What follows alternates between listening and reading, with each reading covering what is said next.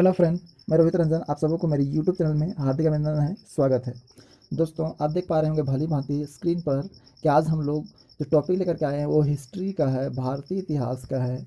और आज हम लोग इस वीडियो में व्यापार से साम्राज्य तक, ये चैप्टर का नाम है व्यापार से साम्राज्य तक, अर्थात British east India company Bharat में कैसे स्थापित होती है, क्यों आती है, और ये किस प्रकार से अपना साम्राज्य पूरे भारत में स्थापित कर लेती है।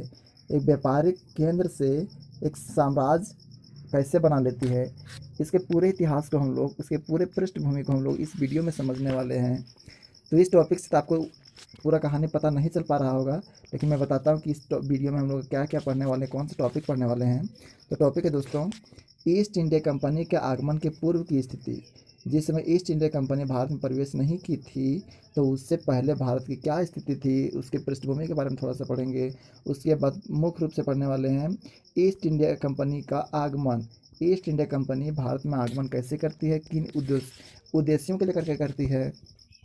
उसके बाद कंपनी की गतिविधियाँ, यानी ईस्ट इंडिया कंपनी की जो क्रियाकलाप है, यानी इंडिया में आने के बाद वो क्या क्या करती है, कहाँ पर व्यापारिक संगठन स्थापित करती है, किन से मिलते हैं, किन से ऑर्डर लेते हैं, ये सब चीज़ हम लोग गतिविधि सब पढ़ने वाले हैं कंपनी के।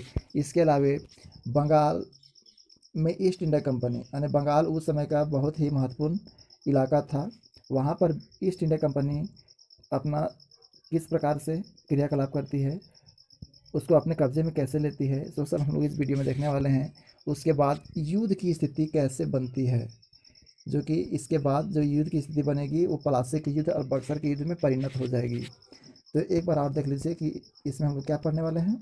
तो ईस्ट इंडिया कंपनी के आगमन के पूर्व की स्थिति, ईस्ट इंडिया कंपनी का आगमन और कंपनी की गतिविधियाँ या तो क्रियाकलाप। उसके बाद बंगाल में ईस्ट इंडिया कंपनी का क्या मतलब हाल है। उसके बाद युद्ध की स्थिति कैसे बनती है, ये सब सारे हम लोग इस वीडियो में पढ़ने वाले हैं। और इस वीडियो का उद्देश्य है आगामी परीक्षा में, प्रतियोगी परीक्षा में पूछे जाने वाले प्रश्न इससे कवर होंगे। बहुत सारे प्रश्न हैं जो कि मतलब विगत पूछे गए मतलब प्रश्न इसमें हैं, जो परीक्षा हुए हैं उनमें बहुत सारा प्रश्न यहाँ से मिलेगा। बहुत ही ज़बरदस्त वीडियो होने वाला है। चलिए बात करते हैं ईस्ट इंडिया कंपनी के पूर्व की हालात क्या थी इंडिया में। तो इसको शॉर्ट में देखेंगे। तो ईस्ट इंडिया कंपनी के पूर्व के हालात बोलता है, इससे पहले ईस्ट इंडिया कंपनी को भारत में आने से पहले मुगल साम्राज्य का मतलब साम्राज्य चल रहा था, मुगल शासन चल रहा था। और वो भी मुगल शासन का ह्रासोन्नति की ओर था, यानी ह्रासोन्मुख था, यानी उसका विनाश हो रहा था, वो अवनति उसका हो रहा था, यानी उसका अंतिम क्षण बचा हुआ था मुगल साम्राज्य का, यानी वो ह्रास की ओर जा रहा था। तो बात करते हैं कि औरंगजेब की मृत्यु के बाद योग्य और काबिल शासक के अभाव में मुगल साम्राज्य कमजोर होता चला गया। यानी औरंगजेब जब मर गया, तो औरंगजेब के मरने के बाद मुगल साम्राज्य को स्थापित करने के लिए, पुनर्गठन करने के लिए, पुनर्स्थापित करने के लिए, उसको मजबूती प्रदान करने के लिए कोई योग्य और काबिल शासक नहीं मिल रहा था। और इस काबिल शासक के अभाव में मुगल साम्राज्य कमज़ोर पड़ रहा था। और मुगल साम्राज्य कमज़ोर होने के परिणाम स्वरूप जो मुगलों के साथ में सूबेदार और ज़मींदार साठ-गांठ किए हुए थे, वे अपने साठ-गांठ को तोड़ लेते हैं, यानी उनसे अलग हो जाते हैं। और अलग होकर के अपनी एक अलग क्षेत्रीय सत्ता स्थापित कर लेता है, अपनी शक्ति को स्थापित करने का प्रयास करता है सूबेदार और ज़मींदार। और यहाँ पर मुगल साम्राज्य का स्थिति बहुत नाजुक हो जाता है, ह्रास उन्मुख है, पतन की ओर है। तो ये हाल रहता है। उसके बाद देखते हैं कि पुर्तगाल और डच लोग भारत में व्यापार करने के उद्देश्य से पहुंचा हुआ रहता है। पुर्तगाल और डच अंग्रेज से पहले यहाँ पर पहुंचा हुआ रहता है। इसके अलावा व्यापार में सिक्का जमाने के लिए अंग्रेज़ों को पुर्तगालियों और डचों से संघर्ष करना पड़ता है। यहाँ पर अंग्रेज़, पुर्तगाल, डच, ये सब व्यापारी कंपनियाँ व्यापार करने के उद्देश्य से भारत में आई हुई रहती है। और अंग्रेज़ों को पुर्तगालियों और डचों से संघर्ष करना पड़ता है अपना वर्चस्व स्थापित करने के लिए, अपना सिक्का जमाने के लिए, ताकि एकाधिकार प्राप्त हो सके और व्यापार में अधिक से अधिक लाभ कमा सके, जिसमें अंग्रेज़ों की जीत होती है। यानी पुर्तगालियों डचों से युद्ध करती है अंग्रेज़, तो अंग्रेज़ जीत जाती है। और अंग्रेज़ जीत जाती है। और यहाँ के व्यापार एवं राजनीति पर अंग्रेज़ों का एक छत्र अधिकार हो जाता है। व्यापार पर और राजनीति पर भी अंग्रेज़ों का अधिकार हो जाता है। अब यहाँ से देखेंगे अंग्रेज जो है से डच को और पुर्तगाल को मतलब उन लोग को हरा दिया और एक छत्र अपना अधिकार स्थापित कर लेता है व्यापार में और राजनीति में। अब यहाँ पर देखने वाले हैं कि अंग्रेज एक व्यापारी कंपनी से इतना विशाल साम्राज्य के शासक कैसे बन गया। व्यापारी कंपनी से विशाल साम्राज्य के शासक कैसे बन गया, तो इन्हीं विषयों पर हम लोग चर्चा करने वाले हैं इस वीडियो में। अब बात करते हैं ईस्ट इंडिया कंपनी का आगमन। ईस्ट इंडिया कंपनी भारत में कैसे प्रवेश करती है। इंग्लैंड के कौन से मतलब महाराजा या तो रानी रहती है जो कि ब्रिटिश ईस्ट इंडिया कंपनी को भारत में भेजती है, क्यों भेजती है, भारत के किस कोने में व्यापारिक संगठन बनाने का मतलब अधिकार देती है। तो ये सब हम लोग सब देखने वाले हैं इस वीडियो में। ईस्ट इंडिया कंपनी का आगमन। इंग्लैंड की महारानी एलिजाबेथ प्रथम, कौन सी, एलिजाबेथ प्रथम के समय में इंग्लैंड के कुछ व्यापारियों ने मिलकर एक व्यापारिक कंपनी की स्थापना की। यानी ईस्ट इंडिया कंपनी का आगमन कैसे हुआ इंडिया में, तो आपको ध्यान से समझना है। इंग्लैंड की महारानी थी एलिजाबेथ प्रथम। इसके शासनकाल में इंग्लैंड के कुछ व्यापारियों ने, एलिजाबेथ प्रथम के शासनकाल में इंग्लैंड के व्यापारियों ने मिलकर एक व्यापारिक कंपनी खोला। व्यापारिक कंपनी खोला कि कौन लोग, व्यापारियों ने व्यापारिक कंपनी खोला और इस व्यापारिक कंपनी का नाम रखा the governor and company of merchant trading into the east India company. नाम एक बार देखते हैं, the governor and company of merchant trading into the east India company. The governor and company of merchants trading into the east India company रखा गया। आगे देखते हैं 31 दिसंबर 1600 ईस्वी को, 31 दिसंबर 1600 ईस्वी को महारानी एलिजाबेथ ने कंपनी को पूरब में व्यापार करने का एक अधिकार पत्र सौंपा। अरे जब वो कंपनियां स्थापित कर लिए व्यापारी लोग, तो 31 दिसंबर 1600 ईस्वी को वहाँ इंग्लैंड की महारानी एलिजाबेथ प्रथम ने इस कंपनी को यानी भारत के पूर्वी इलाका में व्यापार करने के लिए एक अधिकार पत्र सौंपी, चार्टर सौंपी। अब देखना है कि इस अधिकार पत्र में क्या लिखा हुआ था। तब बोलता है इस चार्टर के तहत इंग्लैंड के कोई भी कंपनी इस क्षेत्र में व्यापार के लिए ईस्ट इंडिया कंपनी से प्रतिस्पर्धा नहीं कर सकती। कहने का मतलब है कि इंग्लैंड के कंपनी था ईस्ट इंडिया कंपनी, तो यहाँ पर इसको अधिकार मिल गया एलिजाबेथ के द्वारा कि आप भारत के पूर्वी इलाका में व्यापार कर सकते हैं। आपको ये लिखित प्रमाण दे रहे हैं, अधिकार पत्र दे रहे हैं, चार्टर दे रहे हैं। तो इसमें नियम था, मतलब कानून बनाया गया था कि ईस्ट इंडिया कंपनी के अलावे इंग्लैंड का अदर अन्य कोई भी कंपनी ईस्ट इंडिया कंपनी के प्रतिद्वंदी के रूप में प्रतिस्पर्धा नहीं कर सकता। अर्थात केवल और केवल ईस्ट इंडिया कंपनी ही पूरा इंग्लैंड का केवल एक ही ईस्ट इंडिया कंपनी ही भारत के पूरा इलाका में व्यापार करेगा। इंग्लैंड का दूसरा कोई कंपनी व्यापार नहीं कर सकती है। लेकिन इस चार्टर के तहत सिर्फ ईस्ट इंडिया कंपनी ही समुद्र पार जाकर के नए देशों की खोज करके व्यापार कर सकती है। जैसा कि यहाँ पर वास्को डी गामा भी भारत का खोज किया था 1498 ईस्वी में, और कोलंबस खोज किया था अमेरिका का। तो उसी प्रकार से यहाँ पर अलग अलग देशों का खोज चल ही रहा था। तो यहाँ पर ये जो इंग्लैंड है, इंग्लैंड की महारानी ने आदेश दी कि ईस्ट इंडिया कंपनी भारत के पूर्वी इलाका में अकेले शासन करेगी, इंग्लैंड की कोई दूसरा कंपनी नहीं जाएगी। उसी प्रकार से ईस्ट इंडिया कंपनी समुद्र पार जाएगी और नया देश का सर्च करेगी, नया देश को खोजेगी, और खोजने के बाद वहाँ पर यही ईस्ट इंडिया कंपनी स्थापित होगी और व्यापार करेगी और अधिक से अधिक लाभ कमाएगी। कोई इंग्लैंड का दूसरा कंपनी बाहर में जाकर के समुद्र पार जाकर के दूसरा कंपनी मतलब दूसरा देश को ढूंढेगा नहीं, और वहाँ पर व्यापार नहीं करेगा, केवल एक ही ईस्ट इंडिया कंपनी करेगा। ये मंसूबा था एलिजाबेथ का। आगे, परंतु इस चार्टर के तहत दूसरे व्यापारिक देशों को पूरब के बाजार में व्यापार करने से प्रतिबंधित नहीं किया जा सकता था।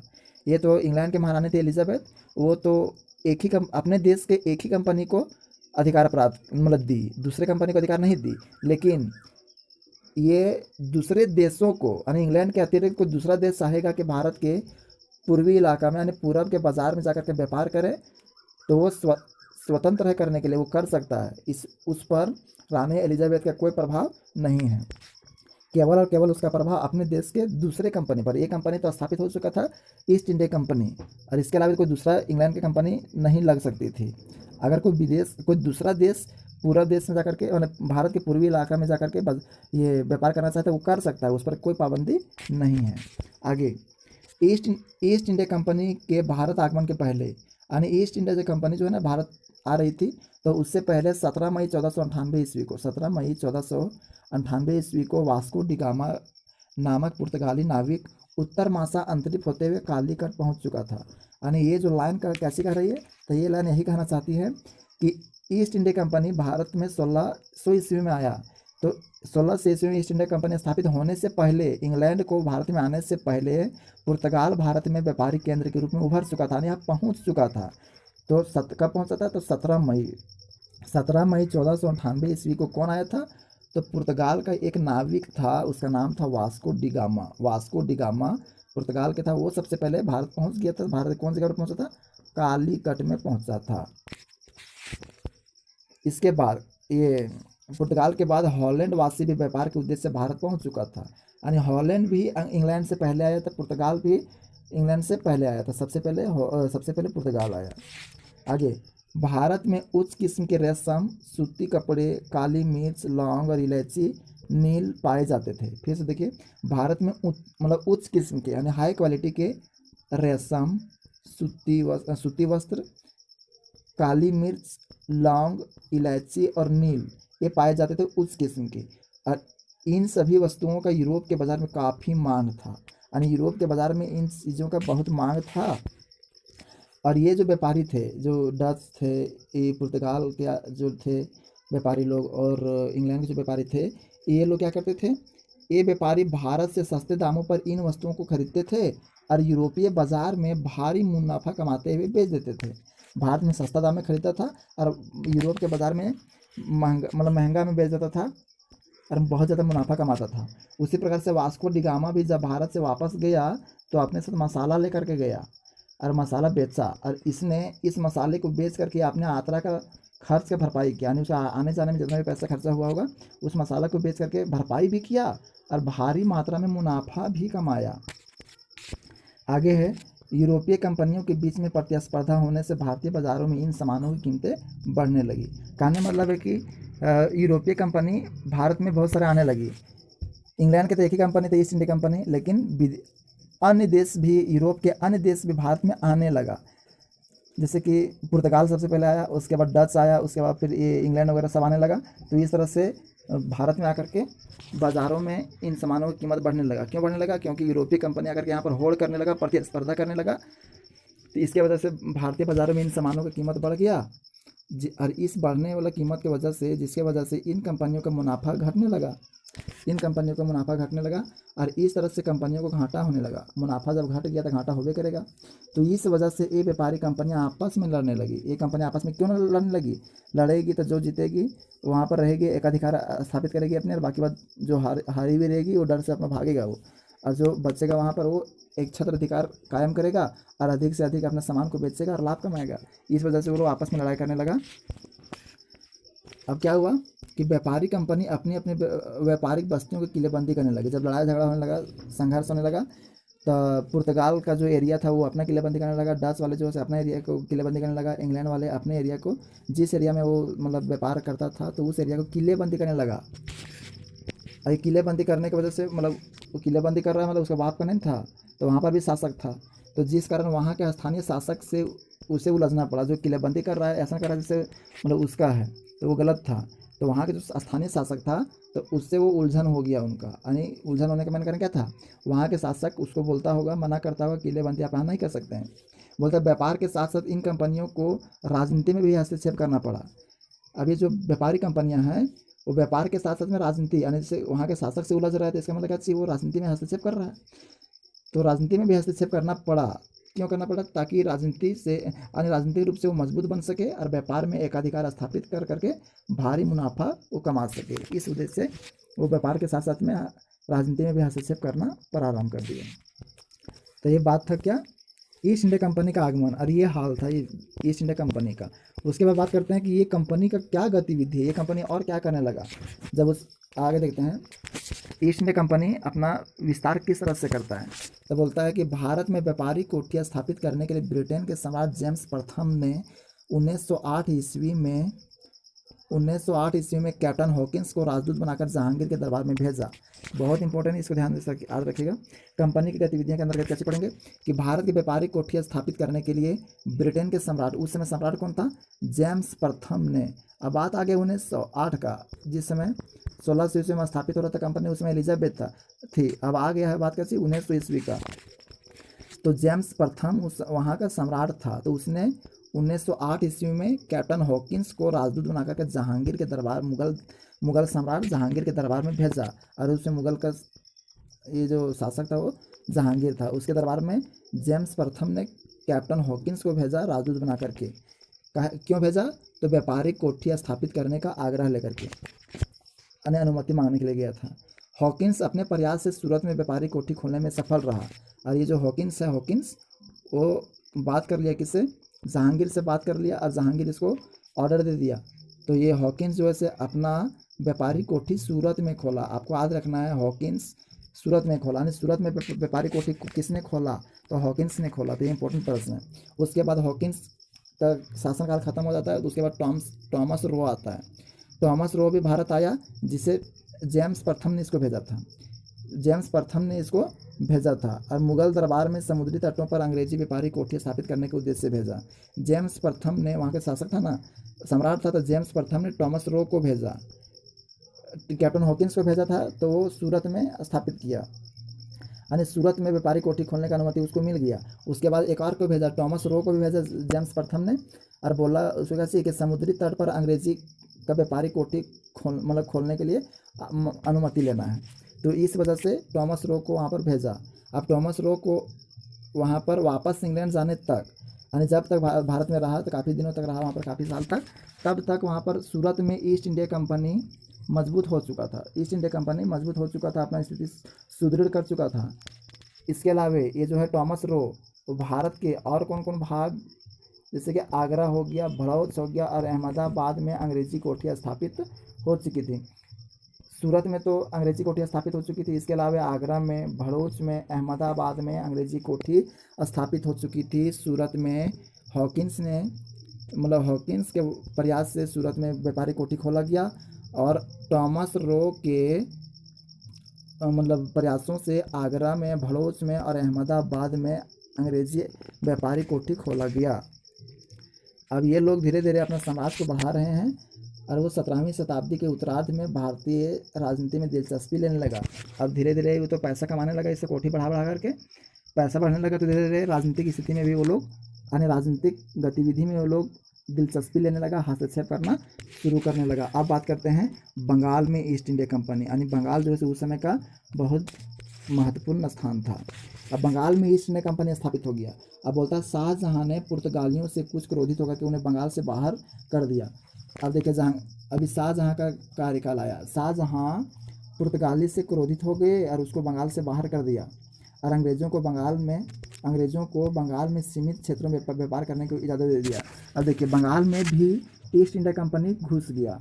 अब बंगाल में ईस्ट इंडिया कंपनी को ईस्ट इंडिया कंपनी को स्थापित करने का कौन आदेश दिया, तो शाहजहाँ उसको आदेश दिया, और बोला था कि सीमित क्षेत्रों में व्यापार कर सकते हैं। अब यहाँ पर ध्यान दीजिएगा, ये सीमित क्षेत्र करते करते कैसे पूरा बंगाल पर अपना हक जमा लेता है, तो देखिएगा। अब बात करता है कि 1698 ईस्वी में कंपनी ने 3 गांव, याद रखिएगा, 1698 ईस्वी में कंपनी ने 3 गांव, एक सूतानट्टी, कालीकत्ता और गोविंदपुर की जमींदारी 12,000 रुपये भुगतान करके प्राप्त कर लिया। याद रखिएगा, बंगाल के 3 गांव, सूतानट्टी, कालीकत्ता, गोविंदपुर, ये तीनों का जमींदारी 12,000 रुपये में खरीद लिया। यहाँ निर्मित फैक्ट्री के आसपास, अब यहाँ पर जो फैक्ट्री निर्मित था उसके आसपास फोर्ट विलियम बना दिया, फोर्ट विलियम का निर्माण किया, और जो बाद में कलकत्ता नगर कहलाया। फोर्ट विलियम ही कलकत्ता नगर कहलाया बाद में। आपको ये याद रखना है कि सूतानट्टी, कालीकत्ता और गोविंदपुर, ये तीनों को 12,000 रुपये में खरीदा। कब, तो 1698 ईस्वी में, और वहाँ जो फैक्ट्री था उसको फोर्ट विलियम बना दिया, और फोर्ट विलियम ही कलकत्ता नगर कहलाया। अब आगे बात करते हैं, औरंगजेब के फरमान पर कंपनी को व्यापार करने की निःशुल्क अनुमति मिल गई। अब इधर कौन था, शाहजहाँ था। अब उसे कार्यकाल खत्म होने के बाद ये औरंगजेब का स्टार्ट होता है कार्यकाल। अब औरंगजेब है सो क्या करता है, कंपनी को बोलता है जा बेटा तुम मतलब फ्री में व्यापार करो। अब ये शाहजहाँ उसको सीमित क्षेत्र में व्यापार करने बोला था, यानी पूरा में नहीं व्यापार करने बोला, सीमित क्षेत्र में बोला था। अब औरंगजेब ऐसे बोल दिया कि निःशुल्क व्यापार करो, और निःशुल्क व्यापार करने का अनुमति उसको दे दिया। अब जिसका फायदा कंपनी उठाने लगा, फ्री में मिल रहा है तो वो पूरा दबा के मतलब कर रहा है, अच्छा से पूरा पूरा विस्तृत रूप से वो कर रहा है व्यापार। अब बोलता है कि परंतु कंपनी के अफसर भी अपना निजी व्यापार करते थे। अब कंपनी यानी ईस्ट इंडिया कंपनी जो है बंगाल में तो शासन करेगी, उसके अलावा ईस्ट इंडिया कंपनी के जो अफसर था वो अपना निजी पर, कंपनी भी व्यापार कर रही है प्लस में वो अफसर निजी व्यापार भी करने लगा और शुल्क चुकाने से बचने लगा। जब वहाँ शुल्क लग ही नहीं रहा है तो वो लोग भी अपना फ़ायदा उठाने लगा। अब शुल्क नहीं लग रहा है, शुल्क शुल्क चुकाने से बचने लगा वो लोग, जिस कारण बंगाल के जो नवाब मुर्शिद कुली खान अपनी कंपनी मतलब कंपनी का टकराव होने लगा। मुर्शिद कुली खान समझ गया कि ये लोग फ्री फोकट में व्यापार कर रहा है, पैसा कमा रहा है ये लोग, तो मुर्शिद कुली खान को खराब बुरा लगा और वो जो है सो इस आदेश का विरोध किया, ब्रिटिश कंपनी का विरोध किया और दोनों के बीच में टकराव होने लगा। अब देखते हैं कि युद्ध का बीजारोपण कैसे होता है, युद्ध की ओर कैसे जाती है, ये स्थिति युद्ध की ओर कैसे जा रही है इसे देखना है। बोलता है औरंगजेब की मृत्यु के बाद बंगाल के नवाब अपने को मजबूत और सशक्त सशक्त बनाने में जुट गया। औरंगजेब जब मर गया तो सब क्षेत्रीय शासक लोग जो थे, जमींदार, साहूकार, नवाब लोग, राजा लोग अपने आप को मजबूत और सशक्त बनाने में जुट गया। अंग्रेज इस समय तक अपनी स्थिति मजबूत कर चुका था। जब मुगल साम्राज्य का पतन होने लगा था तब छोटे छोटे राजा लोग थे, अपना स्थिति मजबूत करने के चक्कर में था, तब तक इधर अंग्रेज जो है से पूरा काफ़ी मजबूत हो चुका था, वो सबका सामना बहुत आराम से कर सकता था। अब बोलता है कि दक्षिण में फ्रांसीसियों पर विजय प्राप्त करके और बंगाल में धन कमा लेने से उसके हौसले और बढ़ चुके थे। इधर देखिए शाहजहाँ भी उसको कंपनी को आदेश दे दिया कि आप यहाँ पर व्यापार कर सकते हैं कुछ क्षेत्रों में, तो वहाँ से पैसा कमाया, सूरत से कमाया, आगरा से कमाया, भड़ोल से कमाया, अहमदाबाद से कमाया, भारत के कोना कोना से पैसा कमाया, ये मजबूत हो गया, इसकी स्थिति सुदृढ़ हो गया, मजबूत हो गया। अब यहाँ पर बंगाल में भी पैसा कमाया। औरंगजेब बोल दिया कि बेटा जा फिर तुम कची करो, व्यापार करो। इस तरह से इसकी स्थिति और भी बढ़ गया और उधर जाकर के दक्षिण में फ्रांसीसी को भी हरा के आया था, और बाकी बात उधर पुर्तगाल और डच को तो मतलब हराया था पहले, फ्रांसीसी को भी हराया और इसकी स्थिति और मजबूत हो चुका था, हौसला बुलंद था। अब बोलता है कि मुर्शिद कुली खान, अलवर्दी खान और सिराजुद्दौला ये बंगाल के शक्तिशाली शासक थे। मुर्शिद कुली खान, अलवर्दी खान और सिराजुद्दौला बंगाल के शक्तिशाली शासक थे, यानी ये लोग एक ही समय में नहीं थे, अपने इसका अलग अलग कार्यकाल था, लेकिन ये तीनों अपने अपने समय के शक्तिशाली शासक के अंतर्गत थे। इन तीनों शासकों ने अंग्रेजों के व्यापारिक हित पर रोक लगाने की पूरी कोशिश की, यानी अंग्रेजों को जो छूट दिया जा चुका था, छूट उसको मिला था कि फ्री में पूरा व्यापार करो, तो उस पर वो बंदिश लगाने का प्रयास कर रहा था, उसके रियायत को कम करने का, उसके छूट को कम करने का प्रयास कर रहा था। व्यापारिक रियायत यानी छूटों में कमी और नजराने की मांग किया। सिक्का ढालने और किलेबंदी पर रोक से बंगाल के नवाब और अंग्रेजों के बीच टकराव बना। अरे देखिए ये तीनों मुर्शिद कुली खान, अलवर्दी खान, सिराजुद्दौला, ये तीनों शक्तिशाली शासक थे, तो अंग्रेज से डर नहीं रहे थे, तो ये लोग डायरेक्ट उसको विरोध कर रहा था अंग्रेज का कि क्या करो कि तुम व्यापारिक रियायत यानी तुमको जो व्यापार में इतना स्वतंत्र रूप से तुमको छूट मिला हुआ ना, ये छूट तुमको नहीं मिलेगा, तुमको छूट में कमी करेंगे हम, और तुम प्लस में व्यापार करते हमको नजर आना चाहिए। मतलब ये पैसा मांगने लगा ये लोग बंगाल के नवाब लोग कि तुमको फ्री नहीं मिलेगा, पैसा हम लोग को चाहिए, टैक्स चाहिए। और प्लस में सिक्का वो लोग ढाल रहा था, सिक्का ढाल रहा था, तो सिक्का ढालने पर उसको रोक लगा दिया ये लोग, भारत मतलब नवाब लोग। और किलाबंदी वो लोग कर रहा था, तो किलाबंदी करने में भी उसको पाबंदी लगा दिया। तो 4 कारण से, मतलब व्यापार के छूटों में कमी करने से, नजराना मांगने से, सिक्का डालने पर रोक लगाने से, किलेबंदी करने से रोक लगाने से, इन मुद्दों को लेकर के नवाब और अंग्रेज़ों के बीच टकराव बन गया। और इस विवाद में अंग्रेज और बंगाल के नवाब अपने अपने जीत पर अड़े रहे और दोनों एक दूसरे को नीचा दिखाने की कोशिश में लगे रहे थे, यानी एक दूसरे को नीचा दिखाने का प्रयास कर रहा था दोनों। अब देखिए इतना हिम्मत हो गया कि अंग्रेज लोग कंपनी अब शासक के साथ में मतलब प्रतिद्वंदिता दिखा रहा है, प्रतिस्पर्धा कर रहा है, राजनीतिक हस्तक्षेप कर रहा है। अब बोलता है कि ये टकराव इतना बढ़ गया कि इसकी परिणति पलासी युद्ध तक जा पहुंची, और इसका जो परिणाम है वो पलासी का युद्ध का परिणाम है, यानी पलासी युद्ध हो गया इस तरह से। तो दोस्तों ये था आज का टॉपिक, व्यापार से साम्राज्य तक। तो फिलहाल अभी स्थिति पहुंची है युद्ध तक में, अगले वीडियो में हम लोग पढ़ने वाले ये युद्ध प्लासी युद्ध होगा, यानी 1757 का प्लासी युद्ध और 1764 का बक्सर युद्ध हम लोग नेक्स्ट वीडियो में पढ़ेंगे। तब तक के लिए धन्यवाद। एक बार में समझ में नहीं आएगा तब दोबारा देख सकते हैं, और पूरे घटनाक्रम को अच्छा से समझिए, दिमाग में बैठेगा तो आप लोग कोई भी प्रश्न को बहुत अच्छे ढंग से कर सकते हैं। चलिए दोस्त, फिर मिलेंगे नई वीडियो के साथ, तब तक के लिए धन्यवाद।